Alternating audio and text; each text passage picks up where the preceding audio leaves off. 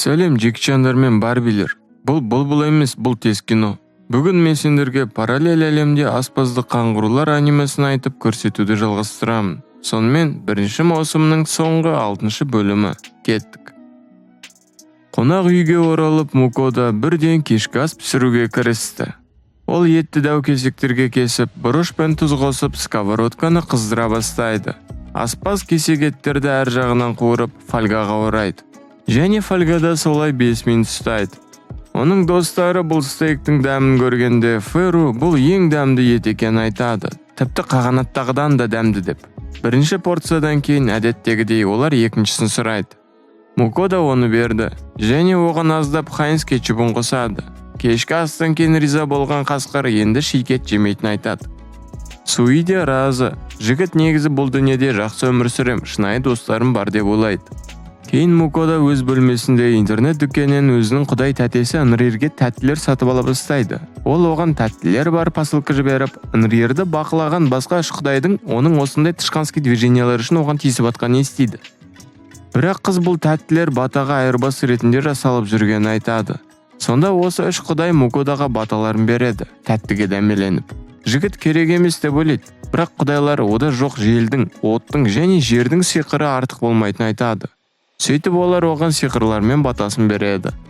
Кенет су құдайы жігіт оның сиқырын алмағанына жылап жібереді. Ол өзінің орнына Суиді ұсынады, су сиқырын қабылдағанға.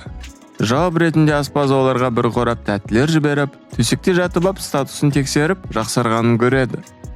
Келесі күні ол өзінің жаңа дағдыларын, от пен жел сиқырын тексере бастайды. Мұны бақылап Феру бұл сиқырларды меңгерудің бастапқы деңгейі екенін айтады. Ендігі кезекте Суидің су сиқыры. Ол алғаш рет сиқырдың толық күшін көрсетті. Тіпті қасқыр оның күшіне аң-таң болды. Мукода енді жер сиқырын жасай бастады. Ал Феру охотаға кетті. Кейінірек ол дәу жыланды аузына сабап әкеген. Ал жігіт осы уақытта өзінің қабілеттерін қолданып үй салып алған. Сосын Мукода құбыжықтардың өлекселері үшін ақша алу үшін қасапшыға барады. Оған терісі жоқ өлтірілген жыланның етін береді. Ол ақшасын алып, сосын қонақ үйге аттанып, өзіне және достарына обед дайындай бастайды.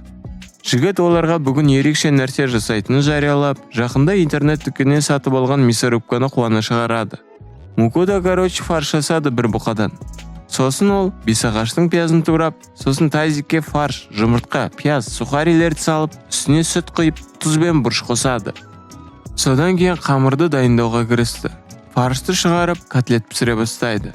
Ол котлеттердің бөлігін кейінге қалдырып, котлеттердің басқа бөлігін тефальға қуыра бастайды. Үстіне кетчуп пен соя соусын құйып, бәрі бірге жей бастайды. Олар тамақтанып болған соң Мукода киім жуа бастады. Ал Суи әдеттегідей ыдыс жуады. Ол жергілікті сабынды ұнатпай, өз әлеміндегі дүкеннен сабын сатып алады.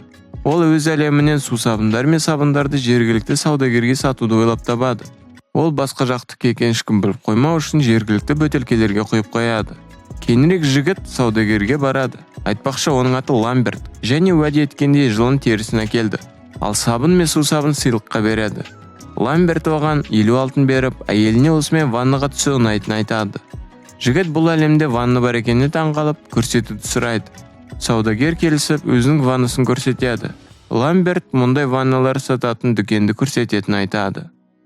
Келесі күні Мукода тағы Ламбертке келеді. Оны сүйсінген әйелі қарсы алады. Өйткені кеше ол аспаз берген сол су сабындар мен сабындардан кейін күйеуінің иісі жақсарып қалғанын байқады. Ламберт мұның барлығын туған күніне сыйлағысы келетінін мойындайды, бірақ әйелі мұның бәрін қазір көргісі келетінін айтады. Душтан кейін ол оларға келеді. Оған бәрі қатты ұнады. Ламберт жігітке осындай тауарларды сату үшін дүкен ұсынды. Мукода келісті, өйткені Ламберттің әйелі жергілікті қыздар мұның бәрін қуана сатып алатынын айтты ғой. Кейінірек Мукода Вильямға барып, тиындары бар мүшектерді көреді. Бұл оның патшадан мифрил шахтасы үшін төлеген төлемі болды. Жігіт жақында өзіне ванна сатып алатын армандай бастайды. Олардың әңгімесін хатшы бөледі. Ол төмен дәрежелі шатырман оқиға іздеушілерге Виверндер тобы шабуыл жасаған айтады. Зардап шеккен топтағы шатырман оқиға іздеушілер қаншалықты ауыр зардап шеккенін көргенде барлығы шошып кетті. Мукода емдейтін көк саңырауқұлақтың сусын шығарып, оны бірден Вильямға берді, және ол барлығына шынымен көмектеседі. Кейінірек Вильям барлық шатырман оқиға іздеушілерге барлығы жиналып Виверндерге жазалау шабуылын бастау керек деп жариялайды. Кенет Феру жақындап, оларды өзі жеңе алатынын айтады. Ол Мукода мен Суиді ертіп ап шабуылдауға ұшады. Аспанда ұшып бара жатқан виверндерді кездестіріп, Феру Суиге бұл оған жақсы практика болатынын айтады. Содан кейін қасқыр Суиді өзімен бірге алып, виверн үйірінің орталығына жүгіріп, слаймға осы құбыжықтардың басын немесе қанаттарын нысанаға алуды түсіндіреді. Суи кислотамен атып, бір виверн құлайды. Қасқыр жел сиқырмен оның басын жұлып алып, оны аяқтайды. Ұрыс басталып, Суи мен Феру қатарынан барлығын өлтірді. Тастың артына тығылған Мукода енді Суиді де Феру сияқты қанішерге айналды деп ойлайды. Кенет виверндердің бірі оның жанына ұшып келіп, шабуыл жасай бастайды. Бірақ Ферудың қорғауы жігітті құтқарып қалды. Ал Суи дер кезінде жетіп, вивернді алып тастады. Барлық виверндерді өлтіргеннен кейін Мукода котлеттерін шығарып, фамильярларына обед әзірлей бастайды. Котлеттер өте дәмді шығыпты. Сол мезетте Мукода әлеміндегі 3 батыр от жағып әңгіме айтуда. Мына жігіт бұл әлемде қалай шалқып өмір сүреді? Біз патшаның тапсырмасын орындап, онша емес тамақ жейміз дейді. Түнде олардың барлығы гильдияға оралып, барлық виверндерді жеңгенін хабарлайды. Ол қасапшы мен Вильям екеуі виверндердің өлекселерін союға беруге келісті. Кейінірек Мукода өзінің құдайларына арнап құрбандық жіберу үшін қонақ үйге оралады. Келесі күні жігіт ванна дүкеніне барып, өзіне 50 алтынға ванна сатып алады. Ол сондай-ақ бұл қаладан кетуді шешеді. Өйткені оған ол туралы айтып, ол туралы бай виверндерді жеңуші деп айтқандар ұнамады. Олар орманға келгенде, Феру қайтадан Мукодаға қорғаныс тосқауылын орнатып, охотаға кетеді. Жігіт осы уақытта үй салып ап, жаңа ваннасын орнатып алған. Суи ваннаны сумен толтырып, аспаз оны от сиқырмен ыстық суға айналдырады. Жуынып шайынып, олар бір бөтелке қымызды ұрып, кешке дайындауға кіріседі. Қарапайым қазақ сияқты Мукода қайтадан ет шығарады. Бірақ бұл жолы виверннің. Бұл енді қазақ сияқты емес, шыны керек, мазақ сияқты. Сосын пиязбен қосып тура бастайды, короче. Ол кастрөлге аздап тұздық пен дәмдеуіштерді қосады. Және бөлек күрішті пісіріп алды. Сосын ол күрішті тәрелкелерге салып, үстіне ет салады. Кейін ол етті сәбіз, пияз және басқа көкөністермен пісіреді. Кейінірек Феру пайда болады. Аузында T-Rex тәрізді дәу құбыжық.